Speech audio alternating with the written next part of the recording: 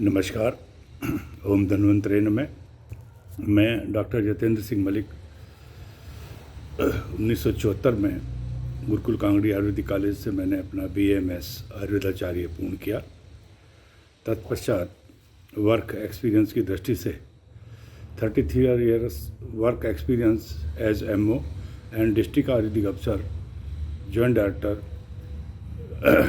In state health services of Ayush Department. Experience of running various hospital, general administration, enforcement of Drugs and Cosmetic Act, including drug licensing and inspection of drug manufacturing unit. Participated in various workshops, seminars based on Ayush and healthcare services. 2 years work experience as a program coordinator in Uttarakhand Health System Development Project, and a project initiative of WHO for mainstream of Ayush in state health care services. Experience of leading various organization, association of medical officers, Vishwa Ayurved Parishad, State Ayurved Congress, NEMA, etc. Presently President of Gurukul Ayurveda Alumni Association.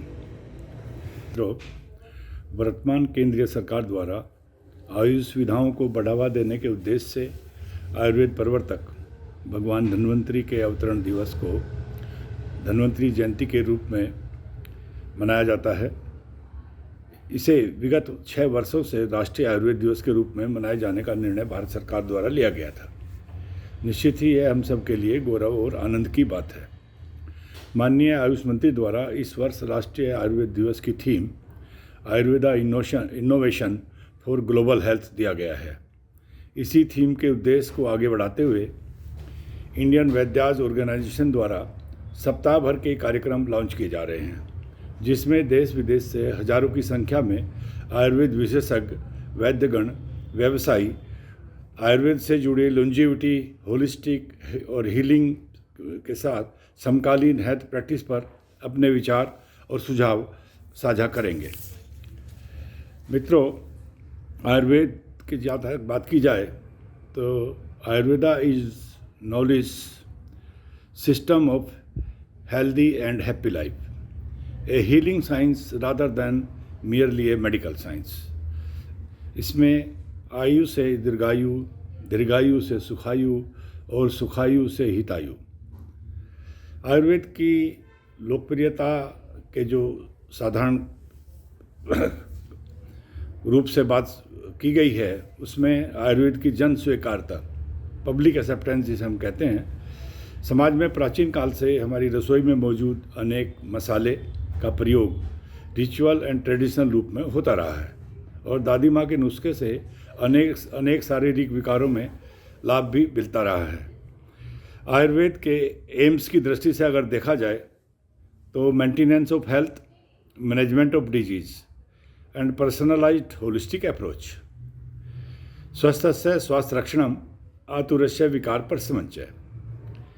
इसमें maintenance means preventive aspect which is very strong part of Ayurveda through lifestyle, food habits and thoughts to maintain the immunity of body.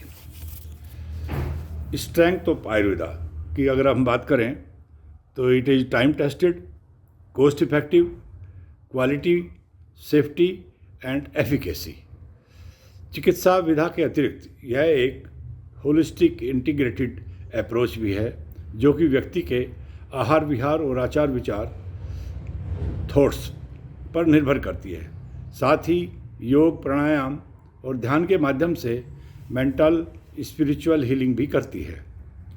Approaches of P5 इन आयुर्वेदा, ये important part हैं जिनके आधार पर हम रोग निदान करने में सफल होते हैं, जिनमें फर्स्ट P है प्रिडिक्टिव, पूर्वानुमान, सेकंड प्रिवेंटिव, रोकथाम, थर्ड प्रमोटिव, प्रेरित करना, फोर पर्सनलाइज्ड, व्यक्तिगत रूप में देखभाल करना, और फिफ्थ है पार्टिसिपेटरी, विषय वस्तु का ज्ञान और अनुभव से रोग निदान करना। तो to bring synergy between the traditional wisdom of Ayurveda and modern diagnostic tools and technology, ये बहुत इम्पोर्टेंट फैक्टर है कि हम उनके साथ भी जुड़ते रहें। आयुर्वेद के चौमुखी विकास के लिए we have to follow some points which I would like to maintain here to make a move from illness to wellness and wellness to happiness। इसको पूरा करने के लिए to ensure quality, safety and efficacy, optimal development and propagation of Ayush healthcare system, regulating the rules made by Ministry of Health।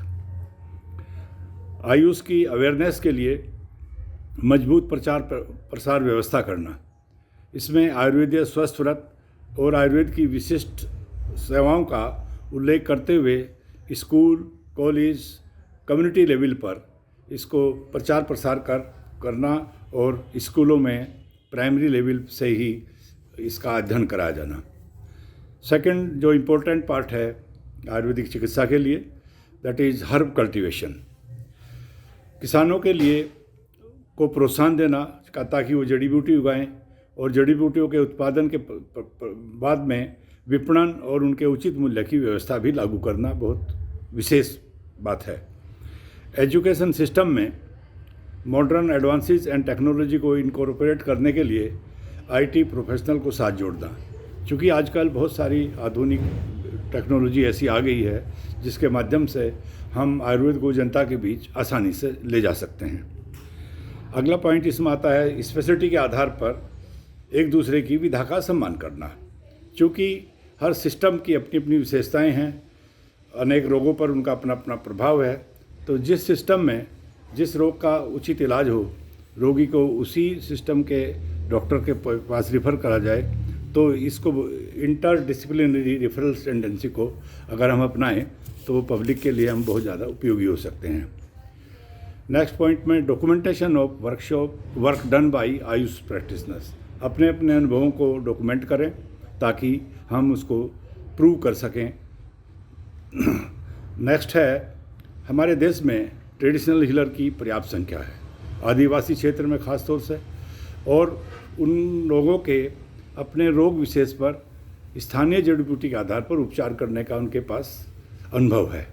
तो ऐसे traditional healer के ज्ञान को भी संकलन करना चाहिए ताकि हम उनको जनता के लिए सेवा में ला सकें।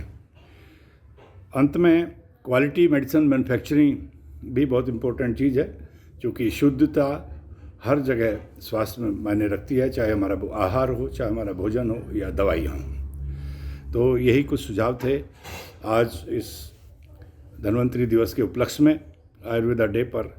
मैं धन्यवाद करना चाहूँगा इंडियन वैद्यास की टीम को, विशेष रूप से वैद्य पीयूष जुनेजा जी को,